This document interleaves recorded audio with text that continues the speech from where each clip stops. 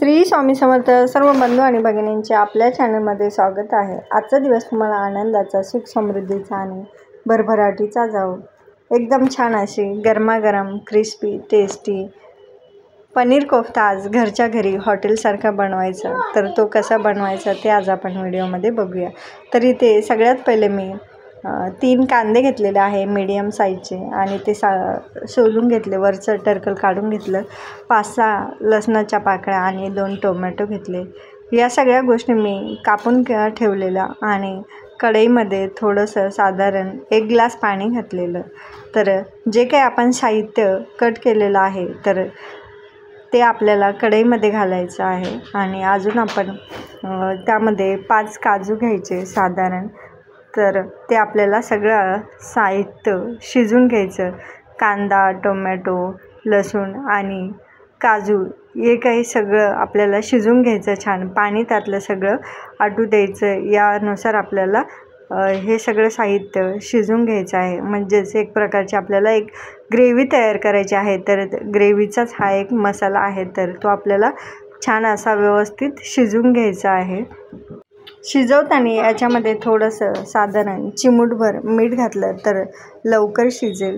तर इथे छान असा आपला मसाला छान शिजलेला आहे बघा, त्याच्यात थोडंही पाणी नाही राहिलेलं, एकदम व्यवस्थित असं शिजून गेलेलं आहे। तर साधारण आपण 1 ग्लास पाणी घातलं होतं, ते सगळं पाणी आपलं इथे मुरजलेलं आहे त्याच्यामध्ये शिजवण्यात। तर आता आपण त्याला थंड करायला ठेवलं थोडंसं आणि थंड केल्याच्यानंतर आपल्याला जे काही आपला ग्रेव्हीचा मसाला आहे सगळा, तर तो आपल्याला आता व्यवस्थित छान असा बारीक त्याची आपल्याला पेस्ट करून घ्यायची आहे। तर गरज वाटल्यास तर तुम्ही त्याच्यामध्ये थोडंसं पाणीही ॲड करू शकता।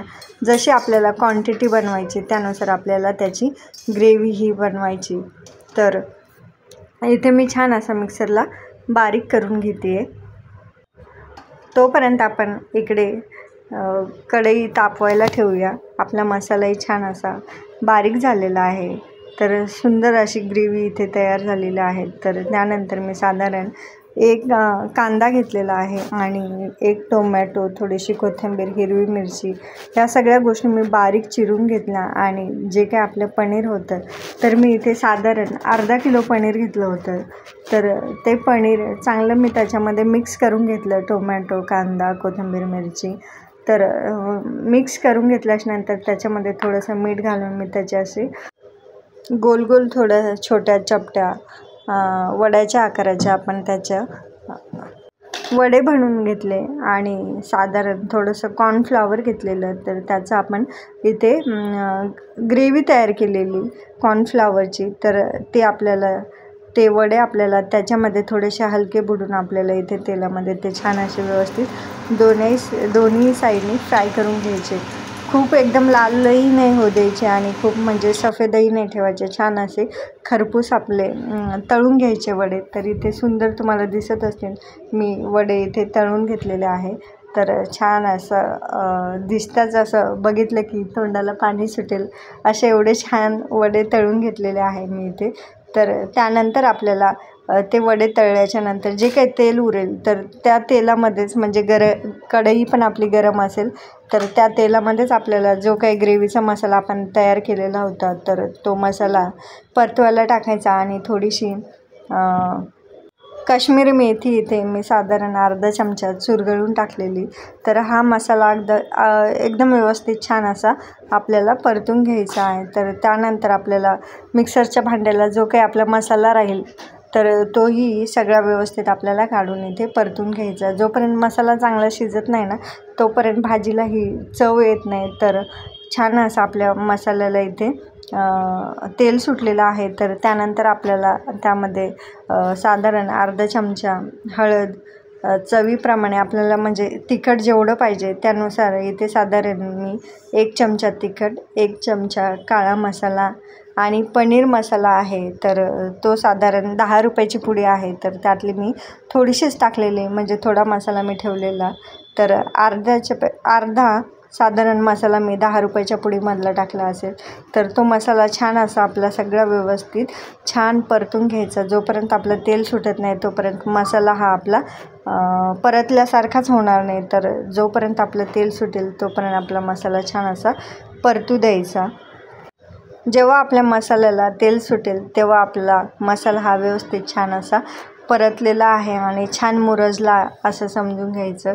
तर त्यानंतर आपल्याला ज्यानुसार ग्रेव्हीची क्वांटिटी करायची आहे तर त्यानुसार आपल्याला पाणी घालायचं. तर सर्वात पहिले मी थोडंसं पाणी घालून शिजवून घेतलं अजून थोडंसं. आणि त्यानंतर मग आपल्याला जेवढी क्वांटिटी पाहिजे, साधारण तुम्ही जर 2 माणसापुरती बनवत असाल तर साधारण 1 ग्लास पाणी सफिशियंट आहे. म्हणजे खूप पातळही भाजी बनवायची नाही आणि खूप घट्टही नाही ठेवायची. तर यानुसार आपल्याला भाजी बनवायची आहे, तर ग्रेव्ही बनवायची. तर मी साधारण इथे 1 ग्लास पाणी घालून छान असं आपली ग्रेव्ही शिजून घ्यायची आहे. तर इथे छान अशी आपली सुंदर ग्रेव्ही शिजलेली आहे बघा. तेलही छान असं व्यवस्थित सुटलेलं आहे.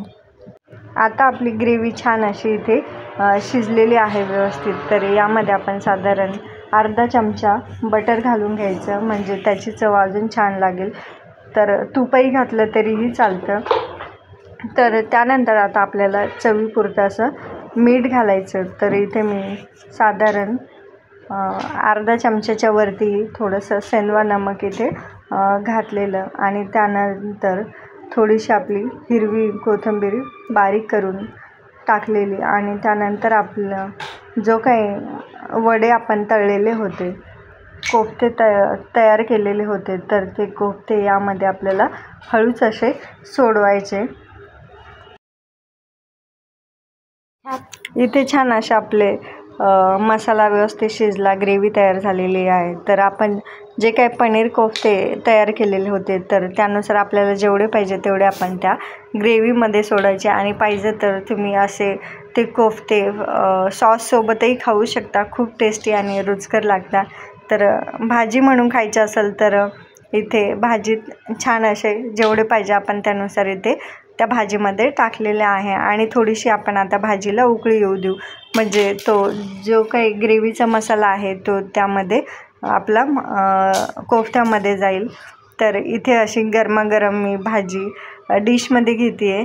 तर त्याला जोडी टोमॅटो, पापड आणि चपाती पाहिजे तर चपाती किंवा भाकरी किंवा रोटी किंवा तंदूर, तुम्हाला जे काही हवं ते तुम्ही त्याला जोडी खाऊ शकता. खूप सुंदर, टेस्टी आणि रुचकर पनीर कोफ्ता इथे तयार झालेला आहे.